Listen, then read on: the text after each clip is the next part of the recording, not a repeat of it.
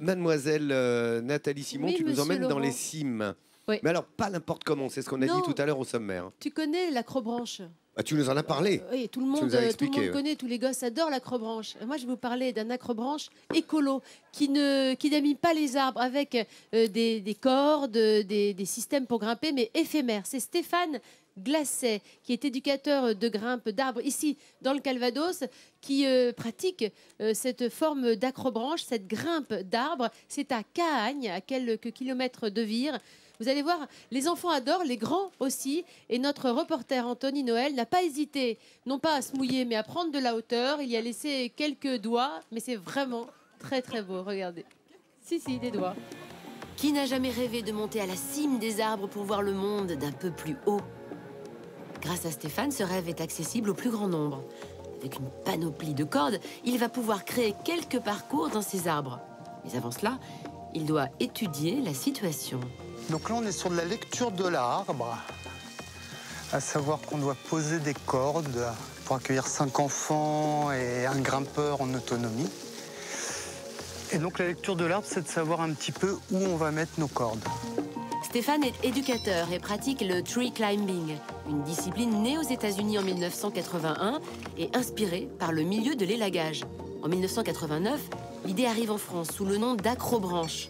La différence ici, c'est que l'installation n'est pas définitive et se concentre autour d'un seul arbre. La base de l'activité, c'est quand même respecter l'environnement, respecter le milieu arboricole, et que si je laisse mes cordes à l'année, il y a un impact au niveau de l'environnement qui est néfaste.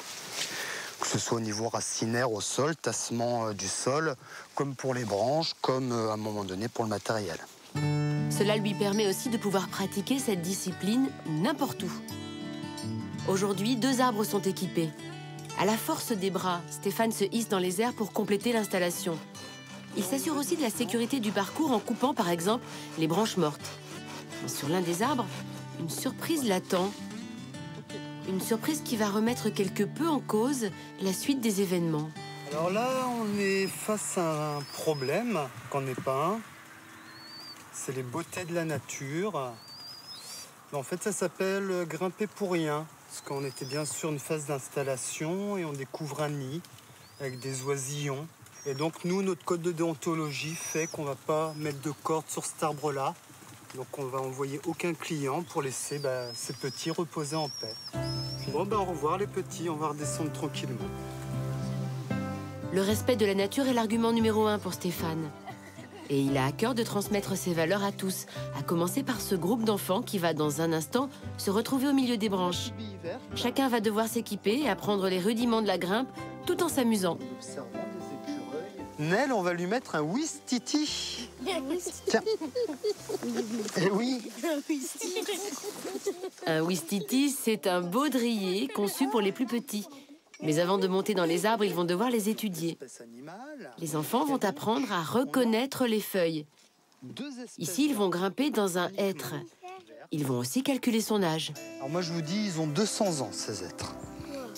Mais comment est-ce qu'on peut faire pour calculer l'âge d'un arbre? Normalement, il va y avoir des cercles dans le tronc et on doit les compter. Exactement. Après avoir utilisé leur tête, il est temps de faire fonctionner leurs jambes.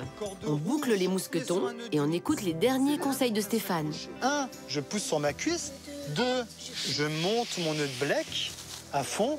3, je lâche tout. D'accord? Et voilà, ils sont prêts à partir à l'aventure. Nos petits explorateurs vont grimper jusqu'à 20 mètres de haut en toute sécurité. Et une fois le but atteint, la connexion avec la nature est immédiate. Un arbre de 200 ans, je croyais pas que c'était comme ça. Que ça pouvait vivre aussi longtemps. C'est quand même incroyable. Et puis en plus, il a encore des feuilles, il est encore vivant. On doit y faire très attention. Et puis surtout que c'est un être vivant comme nous. Alors il peut pas faire les mêmes choses que nous, mais c'est comme nous. Du coup, on y en prend soin. Tout est différent vu de là-haut. On voit plus loin et on se sent surtout dans un cocon au milieu des branches, à tel point que certains n'ont plus envie de descendre. J'ai bien envie de continuer à monter tout en haut. Il semblerait que le petit Léo se soit découvert une nouvelle passion, celle de grimper aux arbres. Mais il faut pourtant rejoindre le plancher des vaches. L'aventure touche à sa fin. En France, on estime à 100 000 les personnes pratiquant la grimpe dans les arbres chaque année. Cette discipline sportive associe l'écologie et la découverte. Pour ce pratiquant, c'est à chaque fois un plaisir.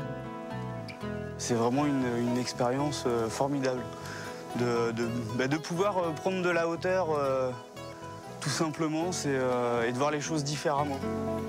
Et comme promis, quand la journée se termine, Stéphane enlève toutes ses installations.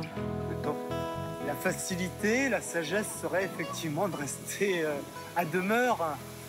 Mais on ne fait pas ce métier-là. Éducateur de grimpe d'arbres, c'est pas ça. On ne veut pas de surexploitation de site. Et voilà, le site a retrouvé sa tranquillité. Demain, Stéphane ira découvrir des résineux dans une autre forêt. Un moyen de s'évader ailleurs, juste en prenant de la hauteur. Et encore bravo à Anthony Noël qui a vraiment pris de la hauteur parce que lui aussi, il a hissé sa il a grimpé, caméra là, pour Midi à en 20 France. mètres. Il a fait de jolies rencontres, les petits oiseaux, les enfants que je trouve vraiment hyper clairvoyants et impliqués. C'est chouette pour les futures générations. Et puisqu'on est dans les arbres, j'aimerais vous présenter un arbre, mais d'une vieillesse. Ah bah oui, il a 1600 ans. Il s'agit d'un if qui se trouve à Étry, à quelques kilomètres de Vire.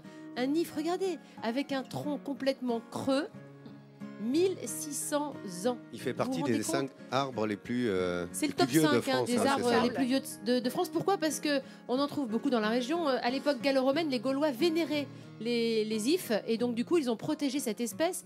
Il a une hauteur de 15 mètres, une circonférence de 11 mètres 50. Imaginez, hein, 11 mètres 50, regardez ce tronc creux.